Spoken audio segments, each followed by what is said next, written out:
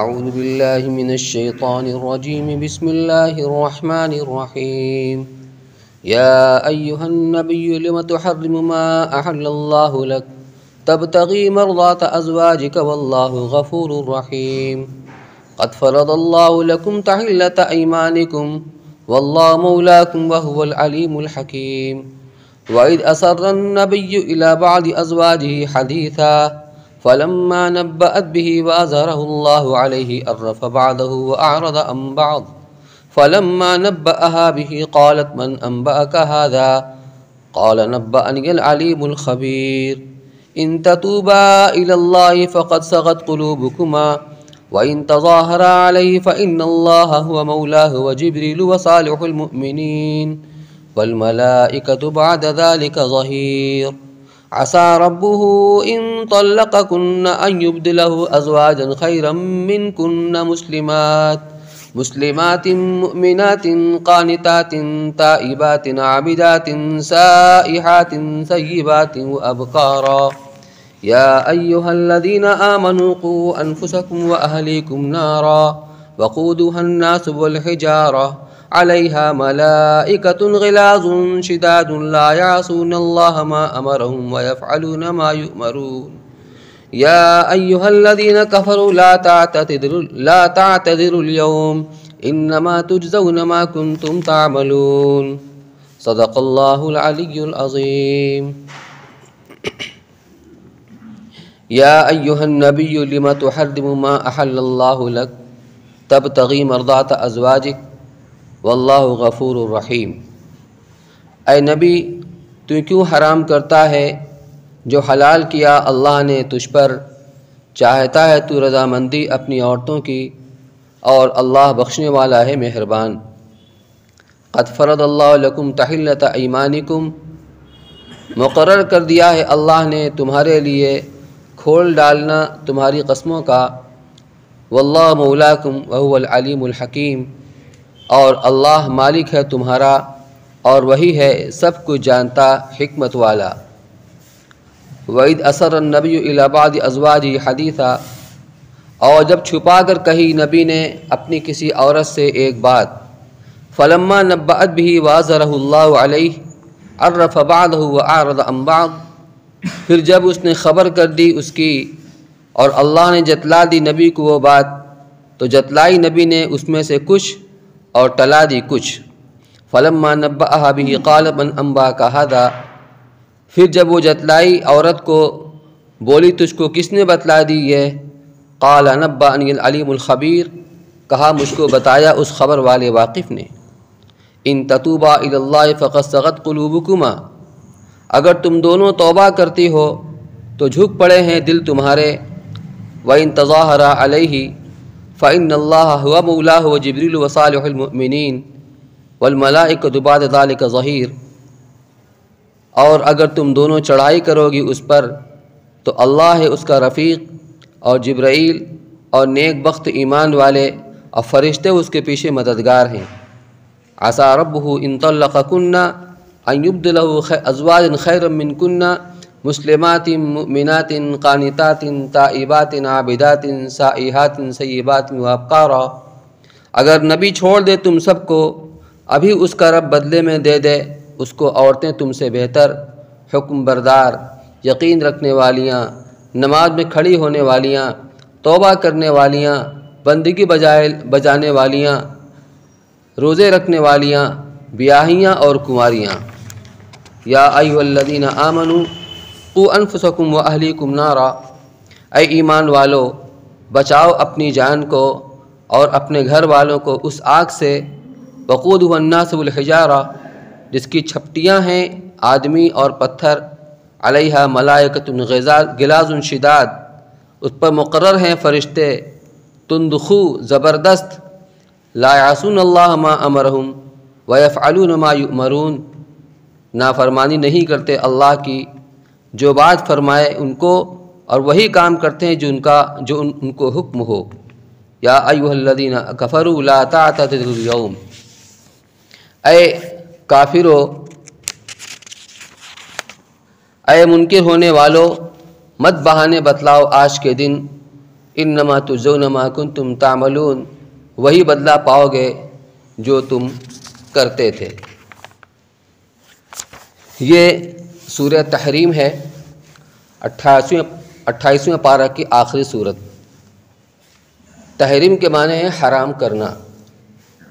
اس کا نام جو رکھا گیا ہے، مناسبت یہ معلوم ہوتی ہے کہ اس میں اس واقعے کا ذکر ہے جس میں اللہ کے رسول صلی اللہ علیہ وسلم نے شہد کو اپنے اوپر حرام کر لیا تھا، جو اللہ کی ایک نعمت ہے اور آپ کے لیے بلکہ پوری امت کے لیے مباح ہے۔ تو آپ کو بہت ہی پیار بھرے انداز میں، مشفقانہ انداز میں آپ کو اللہ کی طرف سے آگاہی دی گئی کہ آپ ایک حلال چیز کو جو اللہ نے آپ کے حلال رکھا تھا اپنے اوپر حرام کیوں کر رہے ہیں، محض اپنی بیویوں کی رضا جوئی کی خاطر۔ فوراً اس کے بعد فرمایا واللہ غفور الرحیم، کہ اللہ بہت معاف کرنے والے، رحم کرنے والے ہیں۔ یا ایھا النبی، آپ کا نام نہیں لیا گیا، وصف خاص کے ذریعے آپ کو مخاطب فرمایا گیا۔ یہ آپ کا خاص اعزاز و اکرام ہے کہ اللہ نے کہیں بھی قرآن میں آپ کا نام نہیں لیا ہے۔ جہاں نام لیے بغیر کام نہیں چلتا تھا وہاں تو مجبوری کے درجے میں، جیسے محمد رسول اللہ والذین معہ اشداء علی الکفار رحماء بینہم، ورنہ عام طور سے عبد کے ذریعے سبحان الذی اسری بعبدہ وغیرہ وغیرہ۔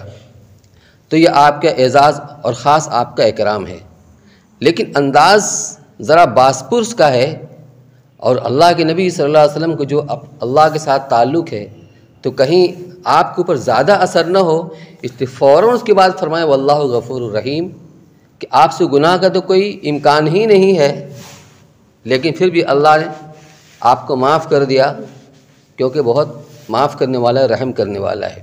اسی طرح ایک جگہ اور فرمائے گا عفی اللہ عنک لما اذنت لہم، یہ سورۃ توبہ کی آیت ہے۔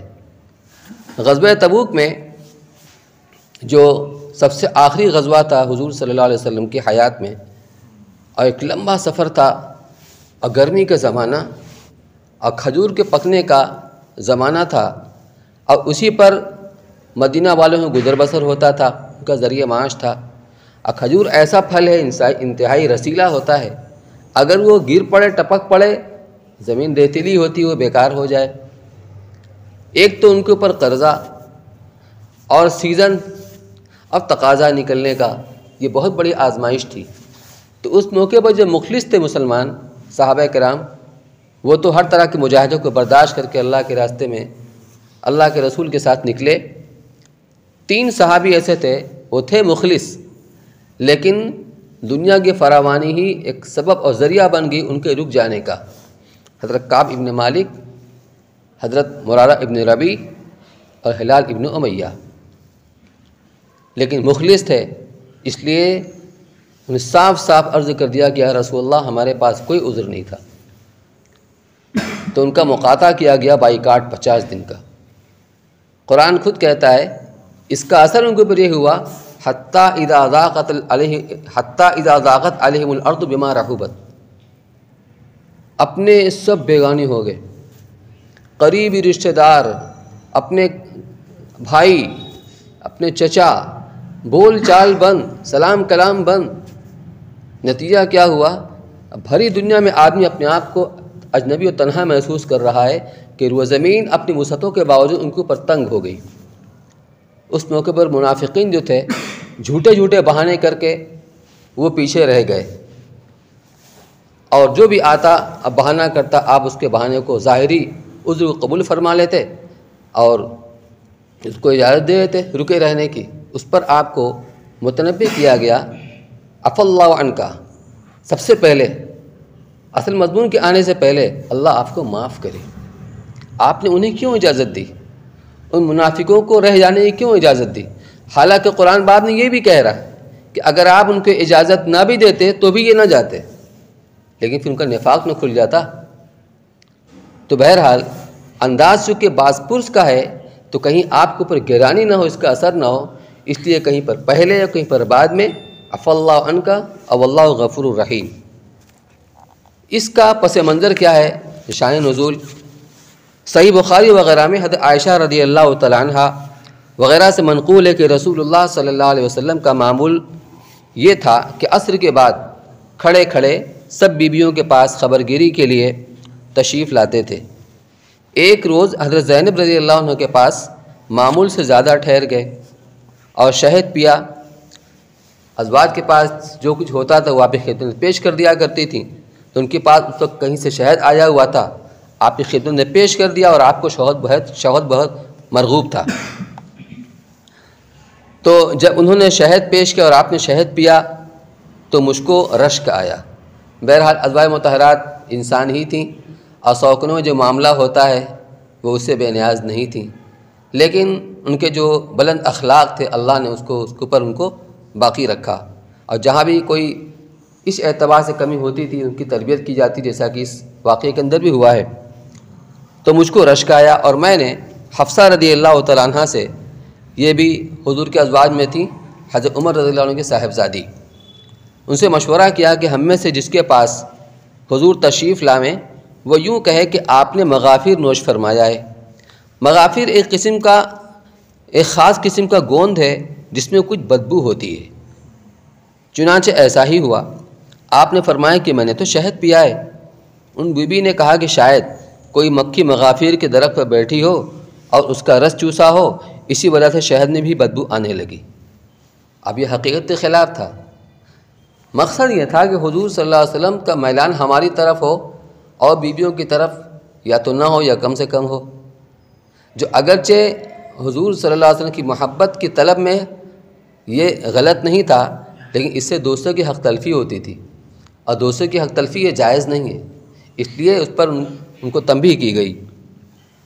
رسول اللہ صلی اللہ علیہ وسلم بدبو کی چیزوں سے بہت پرہیز فرماتے تھے، اس لیے آپ نے قسم کھا لی کہ پھر میں شہد نہ پیوں گا، اور اس خیال سے کہ حضرت زینب رضی اللہ عنہ کا جی برا نہ ہو اس کی اخفاء کی تاکید فرمائی کہ آپ نے وہیں پر یہ کہا کہ پھر میں شہد نہیں پیوں گا، لیکن ان کو خبر نہ ہو کسی طریقے سے، ورنہ ان کو گرانی ہوگی۔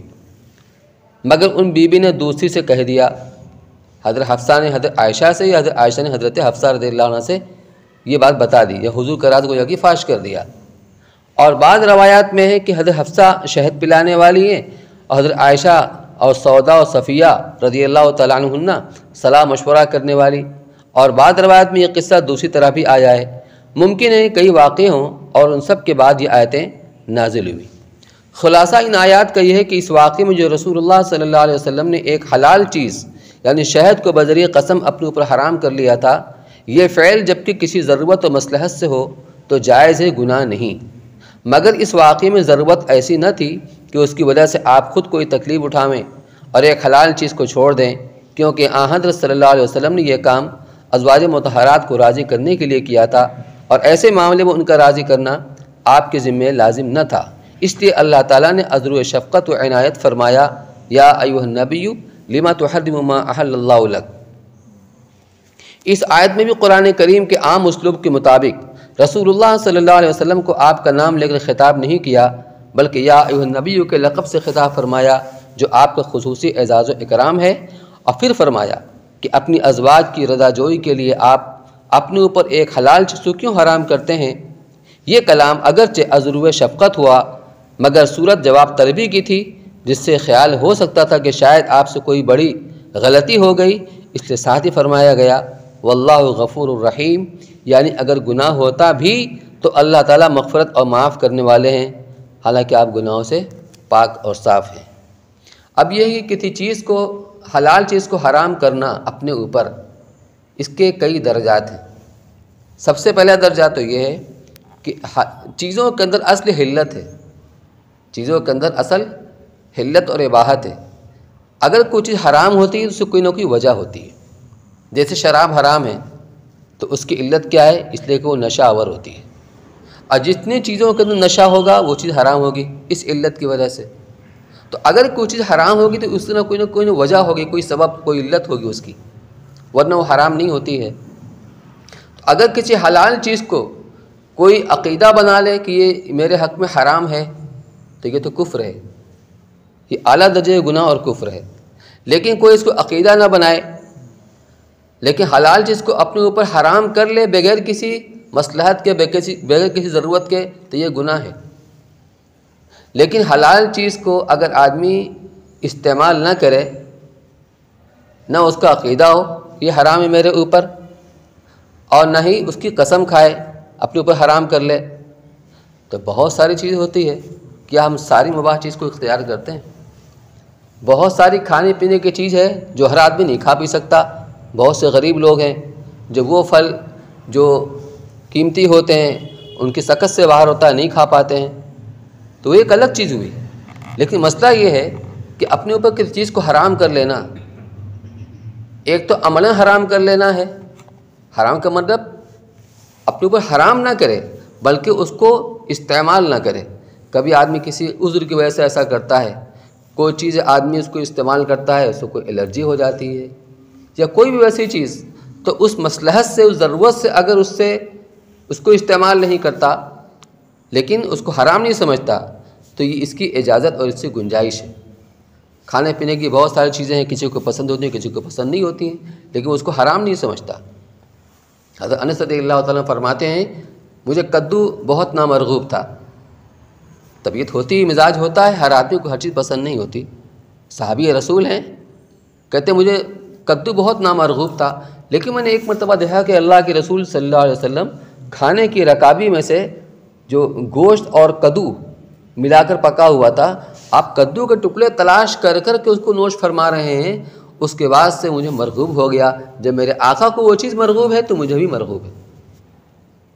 تو یہ ہوتا ہے، کسی کو کوئی چیز پسند ہے کسی کو کوئی چیز ناپسند ہے، لیکن اس کو اپنے حرام کر لینا اگر کسی مصلحت کسی ضرورت سے ہو تو اس کی تو گنجائش ہے قسم کھا کر کے، لیکن اس کو حرام سمجھنا عقیدہ بنا لینا اس کی تو کہیں گنجائش نہیں ہے. یہاں کوئی ایسی ضرورت نہیں تھی اس لیے آپ کو متنبہ کیا گیا. واقعہ مذکورہ میں رسول اللہ صلی اللہ علیہ وسلم نے قسم کھا لی تھی، نزول آیت کے بعد اس قسم کو توڑا اور کفارہ ادا فرمایا، جیسا کہ در منصور کی روایت میں ہے کہ آپ نے ایک غلام کفارہ قسم میں آزاد کیا. قد فرض اللہ علیکم تحلۃ ایمانکم، یعنی اللہ تعالیٰ نے ایسی صورتوں میں جہاں قسم کا توڑنا ضروری یا مستحسن ہو تمہاری قسموں سے حلال ہونے یعنی قسم توڑ کر کفارہ ادا کرنے کا راستہ نکال دیا، جس کا ذکر دوسری آیات میں مفصل ہے. یعنی اگر آدمی قسم کھا لے اور پھر اس کے خلاف کرے یا تو قسم ٹوٹے گی، اور جب خلاف ورزی کرے گا قسم توڑنے کا گناہ ہوگا، اور اگر نہیں توڑے گا تو اس کو دقت پیش آئے گی، جیسا کہ اس موقع پر آپ نے شہد کے اوپر اپنے اوپر حرام کر لیا تھا. تو اللہ تعالیٰ نے عذر شفقت اور رحمت اس سے نکلنے کا راستہ بھی بتا دیا. اب وہ یہ اگر قسم کو توڑنا ضروری ہو یا مناسب ہو تو قسم کو توڑ کر اس سے کفارہ ادا کر دیا جائے، یہ ہے اللہ کی رحمت. قرآن میں فرمایا گیا ہے یرید اللہ بکم الیسر ولا یرید بکم العسر، کہ اللہ تعالیٰ تمہارے ساتھ آسانی کا معاملہ کرنا چاہتے ہیں، دشواری یا تنگی میں ڈالنا نہیں چاہتے. اس ایک آیت سے فقہاء کرام نے اتنے مسائل کو مستنبط کیا ہے. جہاں کوئی مسئلہ پھنستا ہے وہاں یہ دیکھتے ہیں کہ آسانی کس کے اندر ہے، بشرطے کہ کوئی صاف صریح حکم وہاں شریعت کا موجود نہ ہو. تو اس آیت کی روشنی میں آسانی کی شکل اختیار کرتے ہیں، اس پر عمل کیا جاتا ہے. جیسے کوئی آدمی کھڑا ہو کر نماز نہیں پڑھ سکتا، بیٹھ کر پڑھ سکتا ہے، تو اس کے لیے اس میں آسانی ہے. اگر اس کو ضروری قرار دیا جائے تمہیں کھڑے ہو کر ہی نماز پڑھنا پڑے گا تو دشواری ہوگی، دقت ہوگی، پریشانی ہوگی. فرمایا یرید اللہ بکم الیسر، سفر میں ہے کہ پانی نہیں اور نماز کے لیے وضو کرنا ضروری ہے، طہارت حاصل کرنا. جب پانی نہیں تو آدمی وضو کیسے کرے گا؟ اس کا بدلہ تیمم قرار دیا گیا، یرید اللہ بکم الیسر. سفر کے اندر آدمی 4 رکعت پڑھی نماز 2 رکعت پڑھتا ہے، یہ ہمارے نزدیک امام صاحب کے نزدیک یہ عظیمت ہے. ایسا نہیں کہ چاہے 2 پڑھ لو چاہے 4 پڑھ لو، 2 ہی پڑھنا ہے. تو اس کے اندر آسانی رخصت ہے، یرید اللہ بکم الیسر. بہت سارے ایسے مسائل ہیں، یہاں بھی اللہ نے ایک راستہ نکال دیا اس قسم سے نکلنے کا. اگر اب قسم کھا کے اپنے اوپر حرام کر لیا ہے تو اب قسم کو توڑیے اور کفارہ ادا کیجئے تاکہ اس قسم کا اب گناہ نہ ہو قسم توڑنے کا. تو اللہ نے اپنی رحمت سے اس قسم کو سے یعنی اس قسم کو توڑنے کو، اس کو کھولنے کو مقرر کر دیا، اس کا راستہ بتا دیا۔ وَإِذْ أَسَرَّ النَّبِيُّ إِلَىٰ بَعْضِ أَزْوَاجِهِ حَدِيثًا، یعنی جب کہ نبی کریم صلی اللہ علیہ وسلم نے اپنی کسی بیوی سے ایک راز کی بات کہی، وہ راز کی بات صحیح اور اکثر روایات کی روح سے یہی تھی کہ آپ نے حضرت زینب رضی اللہ تعالیٰ عنہ کے پاس جو شہد پیا اور دوسری ازواج کو بھاری معلوم ہوا، آپ نے ان کو راضی کرنے کے لیے شہد پینے کی قسم کھا لی، نہ پینے کی قسم کھا لی، مگر یہ فرمایا کہ اس کی کسی کو خبر نہ ہو تاکہ زینب کو رنج نہ پہنچے، مگر اس بیوی نے یہ راز دوسری پر ظاہر کر دیا، جس کا ذکر اگلی آیت میں ہے۔ اس راز کی بات کے متعلق دوسری روایت میں اور بھی چند چیزیں منقول ہیں، مگر اکثر اور صحیح روایات میں یہی ہے جو لکھا گیا۔ فَلَمَّا نَبَّأَتْ بِهِ وَأَظْهَرَهُ اللَّهُ عَلَيْهِ عَرَّفَ بَعْضَهُ وَأَعْرَضَ عَنْ بَعْضٍ، یعنی جب اس بیوی نے وہ راز کی بات دوسری بیوی سے کہہ ڈالی اور اللہ تعالیٰ نے رسول اللہ صلی اللہ علیہ وسلم کو اس کی خبر کر دی کہ اس نے آپ کا راز فاش کر دیا، تو آپ نے اس بیوی سے افشاء راز کا شکوہ تو کیا مگر پوری بات نہیں کھولی، یعنی کچھ بات بتائی اور کچھ بات چھپا لی۔ یہ آن حضرت صلی اللہ علیہ وسلم کا کرم اور حسن خلق تھا کہ پوری بات کھولنے سے ان کو زیادہ خجالت اور شرمندگی ہوگی۔ جس بیوی سے راز کی بات کہی گئی تھی وہ کون تھی اور جس پر راز ظاہر کیا وہ کون، قرآن کریم نے اس کو بیان نہیں کیا۔ اکثر روایات حدیث سے معلوم ہوتا ہے کہ راز کی بات حضرت حفصہ سے کہی گئی تھی، انہوں نے حضرت عائشہ رضی اللہ تعالیٰ عنہ سے ذکر کر دیا، جیسا کہ صحیح بخاری کی حدیث میں حضرت ابن عباس رضی اللہ تعالیٰ عنہ سے اس کا بیان آگے آئے گا۔ بعض روایات حدیث میں ہے کہ حضرت حفصہ رضی اللہ تعالیٰ عنہ کے راز فاش کرنے پر رسول اللہ صلی اللہ علیہ وسلم نے ان کو طلاق دینے کی ارادہ فرما لیا، مگر اللہ نے جبریل امین علیہ السلام کو بھیج کر ان کی طلاق سے روک دیا اور فرمایا کہ بہت نماز گزار، بکثرت روزہ رکھنے والی ہیں اور ان کا نام جنت میں آپ کی بیویوں میں لکھا ہوا ہے۔ ان تتوبا الی اللہ فقد صغت قلوبکما، ازواج مطہرات میں سے جن جو کا اجمالی ذکر اوپر آیا ہے کہ انہوں نے باہم مشورہ کر کے آن حضرت صلی اللہ علیہ وسلم کے شہد پینے پر ایسا طرز اختیار کیا جس سے آپ نے شہد پینے سے قسم کھا لی، اور پھر آپ نے اس کی اخفاء کے لیے فرمایا تھا، وہ اخفاء بھی نہیں کیا بلکہ ایک نے دوسری پر بات کھول دی۔ یہ دو کون ہیں؟ ان کے متعلق صحیح بخاری وغیرہ میں حضرت ابن عباس رضی اللہ تعالیٰ عنہ کی ایک طویل روایت ہے جس میں انہوں نے فرمایا کہ عرصہ تک میرے دل میں یہ خواہش تھی کہ میں ان دو عورتوں کے متعلق عمر بن خطاب رضی اللہ تعالیٰ عنہ سے دریافت کروں جن کے متعلق قرآن میں آیا ہے ان تتوبا الی اللہ، کہ اس سے مراد وہ کون عورتیں ہیں۔ تو دوران سفر ایک روز عمر بن خطاب رضی اللہ تعالیٰ عنہ قضاء حاجت کے لیے جنگل کی طرف تشریف لے گئے اور واپس آئے تو میں نے وضو کے لیے پانی کا انتظام کر رکھا تھا۔ میں نے آپ کے ہاتھوں پر پانی ڈالا، وضو کراتے ہوئے میں نے سوال کیا کہ یہ دو عورتیں جن کے متعلق قرآن میں ان تتوبا آیا ہے کون ہیں؟ حضرت عمر رضی اللہ تعالیٰ نے فرمایا کہ آپ سے تعجب ہے کہ آپ کو خبر نہیں، یہ دونوں عورتیں حفصہ اور عائشہ ہیں رضی اللہ تعالیٰ عنہما۔ وَإِن تَظَاهَرَا، یعنی اس کا مطلب ہے اگر تم توبہ کرو، جیسا کہ اس واقعے کا تقاضا ہے کہ تمہارے دل حق سے مائل ہو گئے، کیونکہ رسول اللہ صلی اللہ علیہ وسلم کی محبت اور آپ کی رضا جوئی ہر مومن کا فرض ہے، مگر تم دونوں نے باہم مشورہ کر کے ایسی صورت اختیار کی جس سے آپ کو تکلیف پہنچی، یہ ایسا گناہ ہے کہ اسے توبہ کرنا ضروری ہے۔ اور آگے فرمایا وَإِن تَظَاهَرَا عَلَيْهِ، اس کا مطلب یہ ہے کہ کسی کے خلاف کارروائی کرنے کے لیے ایک دوسرے کی مدد کرنا۔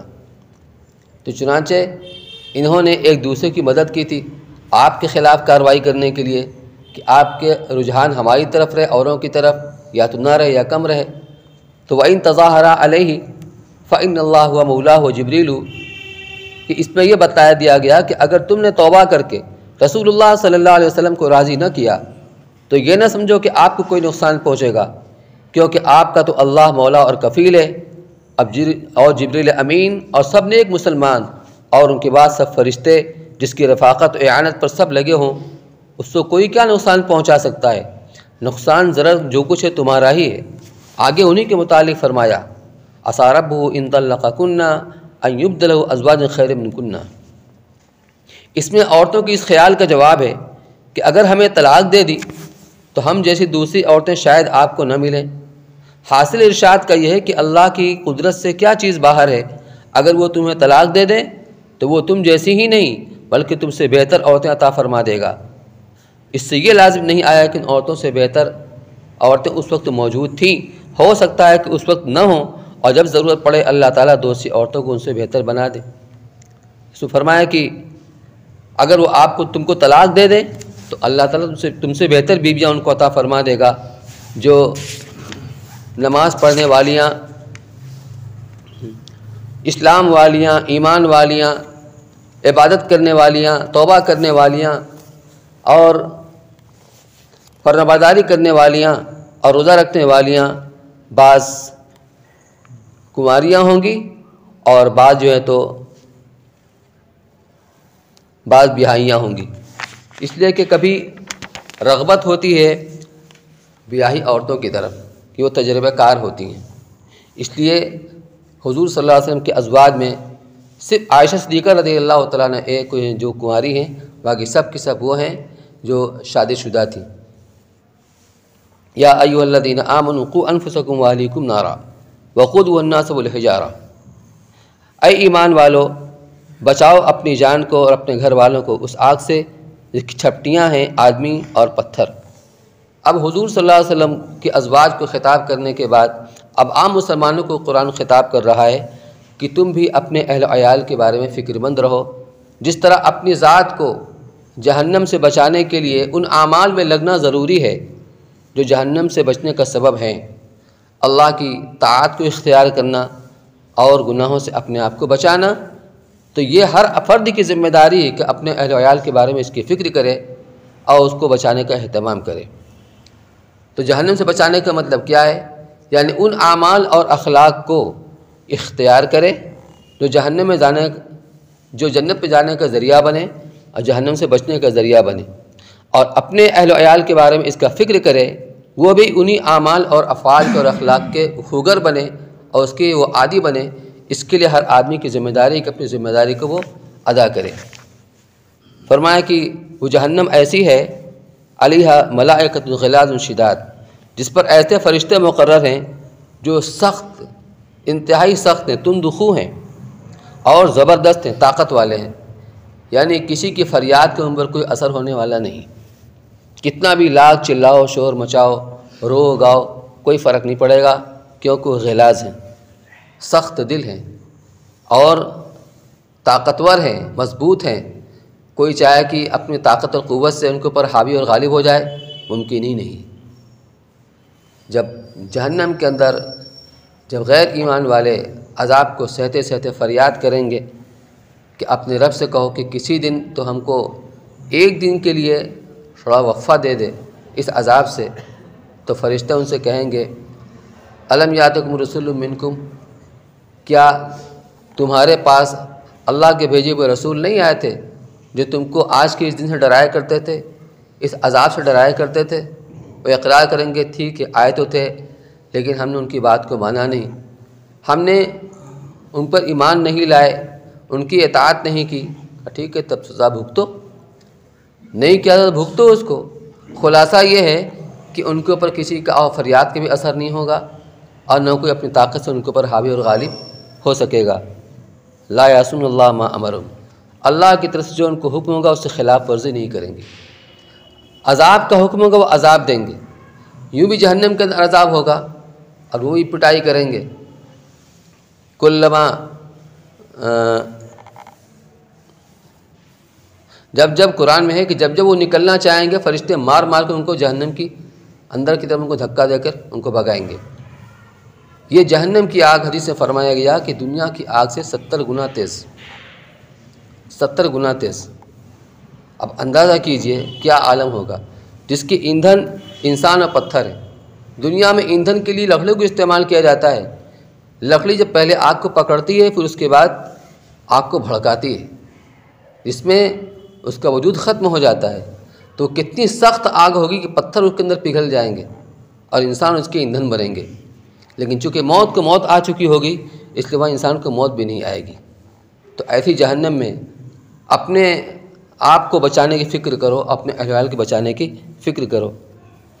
تو وہ ایسے فرشتے مقرر ہیں جو سخت دل ہیں اور زبردست ہیں، جو اللہ انہیں حکم دیتے ہیں وہ اس کی نافرمانی نہیں کرتے اور وہی کرتے جس کا ان کو حکم دیا جاتا ہے۔ یا ایھا الذین کفروا لا تعتذروا اليوم، اس دن کافروں سے کہا جائے گا اے کافرو اب تمہارا عذر معذرت کام نہیں آئے گا، کوئی فائدہ نہیں عذر معذرت کرنے سے، کیونکہ اس کا موقع دنیا کی زندگی میں تھا، وہاں تم نے ایمان کو اختیار نہیں کیا، وہاں توبہ کرتے تو 70 سال کے کافر کی بھی اللہ تعالیٰ توبہ قبول فرما لیتے ہیں، ایک بار صدق دل سے کلمہ لا الہ الا اللہ پڑھ لے تو اللہ اس کی ساری پچھلی گناہوں کو معاف فرما دیتے ہیں۔ وہ موقع نکل چکا ہے، لا تعتذروا اليوم، آج کے دن تمہارے کوئی عذر معذرت کام نہیں آئے گی، انما تجزون ما کنتم تعملون، تم کو اسی کا بدلہ دیا جا رہا ہے جو تم کیا کرتے تھے۔ اس بات کو سمجھ لینا چاہیے کہ جنت کی نعمتیں انسان کے اعمال کی بدلی ہوئی شکل ہے۔ ہم جو نمازیں پڑھ رہے ہیں، ہم جو ذکر و اذکار کر رہے ہیں، ہم اللہ کی جو بھی حکم کی اطاعت کر رہے ہیں، فرمانبرداری کر رہے ہیں، یہاں اگرچہ وہ ایک مخصوص عمل ہے، نماز ہے، روزہ ہے، ذکر ہے، تلاوت ہے، خدمت ہے، کسی کو راحت پہنچانا ہے، یہ سب کی سب صدقہ و خیرات ہے، جنت کی نعمتوں کی شکل متشکل ہو جائیں گی۔ اسی طریقے سے جہنم کی وہ تکالیف ہیں، دنیا کے اندر وہ گناہ اور معصیت جس سے اللہ نے منع کیا ہوا ہے، یہ اس کی بدلی ہوئی شکل ہے۔ تو یا یہ کہہ لیجئے کہ ان اعمال کی بدلی ہوئی شکل وہاں کی تکالیف ہیں، یا ان تکالیف کی بدلی ہوئی شکل یہاں پر وہ اعمال ہیں۔ اس لیے آدمی کو غور کر لینا چاہیے ہمیں کون سا عمل اختیار کرنا چاہیے کون سا نہیں۔ جہنم میں جانے سے پہلے میدان محشر کے اندر قرآن کہتا ہے والذین یکنزون الذهب والفضة ولا ينفقونها في سبیل اللہ فبشرهم بعذاب علیم، جو لوگ سونے اور چاندی کو ذخیرہ کر کر کے اکٹھا کرتے ہیں، جمع کر کے رکھتے ہیں اور اس کو اللہ کی راہ میں خرچ نہیں کرتے۔ ایک تو خرچ کرنا ہوتا ہے نفلی، یہاں وہ مراد نہیں ہے، بلکہ صدقات واجبہ یعنی زکوٰۃ مراد ہے۔ زکوٰۃ واجب ہونے کے باوجود زکوٰۃ ادا نہیں کرتے، فبشرهم بعذاب علیم، ان کو دردناک عذاب کی بشارت دے دیجیے۔ یوم یحمى علیہا فی نار جہنم فتکوی بہا جباہہم وجنوبہم وظہورہم، جس دن ان کے مالوں کو جو ذخیرہ کر کے رکھا کرتے تھے جہنم کی آگ میں تپایا جائے گا، پھر اس سے ان کے پیشانیوں کو، ان کے پہلوؤں کو داغا جائے گا اور کہا جائے گا چکھو یہ وہی مال ہے جس کو تم خزانہ بنا کر رکھا کرتے تھے۔ حدیث میں آتا ہے کہ اژدہا خطرناک قسم کا انتہائی زہریلا، اور اس سے گلے کے اندر، اس سے گردن کے اندر لٹکا دیا جائے گا، اس کے جبڑوں کو پکڑے گا، اس کو ڈسے گا اور کہے گا میں تمہارا خزانہ ہوں، میں تمہارا کنز ہوں۔ یہ بدلی ہوئی شکل ہوگی۔ وہ خزانہ جس میں زکوٰۃ نہیں ادا کیا گیا، چاہے وہ تھوڑا ہی مقدار میں کیوں نہ ہو، زکوٰۃ واجب ہونے کے باوجود زکوٰۃ ادا نہیں کی گئی تو اس کا شمار کنز کے اندر ہوگا، اور کتنا ہی مال کیوں نہ ہو زکوٰۃ ادا کر دی جائے تو وہ کنز میں اس کا شمار نہیں ہوگا۔ تو میدان محشر میں ہی وہ اس شکل میں آئے گا، اژدہے کی شکل میں، یا اس کو پترا بنا کر کے جہنم کی آگ میں تپا کر کے اس کو داغا جائے گا۔ اس لیے میرے بھائیوں، اگر ہم نیک اعمال کر رہے ہیں تو اللہ کی توفیق سے کر رہے ہیں، ہمیں اللہ کا شکر ادا کرنا چاہیے اور مزید اللہ سے توفیق مانگنا چاہیے۔ اور اگر ہم گناہ کر رہے ہیں تو ہمیں سوچنا چاہیے کہ ہمارے واسطے مصیبت بن سکتی ہے، اس لیے اس سے بچنے کی فکر کرنی چاہیے اور اللہ سے اس سے بچنے کی توفیق مانگنا چاہیے۔ اللہ تعالیٰ ہم سب کو عمل کی توفیق نصیب فرمائے۔ دعا۔ اللهم صل على سيدنا وشفيعنا ونبينا مولانا محمد وبارك وسلم۔ ربنا ظلمنا أنفسنا وإن لم تغفر لنا وترحمنا لنكونن من الخاسرين۔ لا إله إلا أنت سبحانك إني كنت من الظالمين۔ لا إله إلا أنت سبحانك إنا كنا من الظالمين۔ اللهم إنا نسألك رضاك والجنة ونعوذ بك من غضبك والنار، يا خالق الجنة والنار، برحمتك يا عزيز يا غفار يا رب العالمين۔ اللهم إنا نسألك الجنة وما قرب إليها من قول أو عمل، ونعوذ بك من النار وما قرب إليها من قول أو عمل۔ اللهم إنا نسألك الهدى والتقى والعفاف والغنى، ربي آت نفوسنا تقواها وزكها أنت خير من زكاها، أنت وليها مولاها۔ اللهم إنا نسألك إيمانا كاملا ويقينا صادقا وقلبا خاشعا ولسانا ذاكرا وتوبة نصوحا وتجارة لن تبور وتوبة قبل الموت وراحة عند الموت ورحمة ومغفرة بعد الموت والعفو عند الحساب والفوز بالجنة والنجاة من النار۔ اللهم اجرنا من النار يا مجير يا مجير يا مجير. ربنا تقبل منا إنك أنت السميع العليم وتب علينا إنك أنت التواب الرحيم. وصلى الله تعالى على خير خلقه سيدنا محمد وعلى آله وصحبه أجمعين برحمتك يا